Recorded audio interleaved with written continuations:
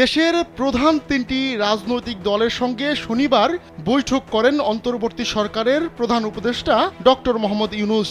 BNP, জামায়াতে ইসলামী ও জাতীয় নাগরিক party এনসিপির প্রতিনিধি দল পৃথক এসব বৈঠকে প্রধান উপদেষ্টাকে নানা প্রস্তাব দিয়েছে।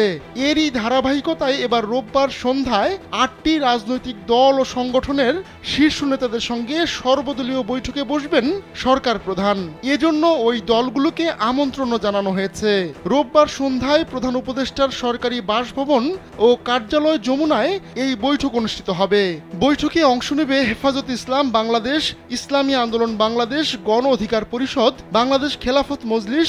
কামন ব্রো, এসব অনেক কিছু আসবে আর যাবে, এক্সপার্ট কিন্তু থেকেই যাবে।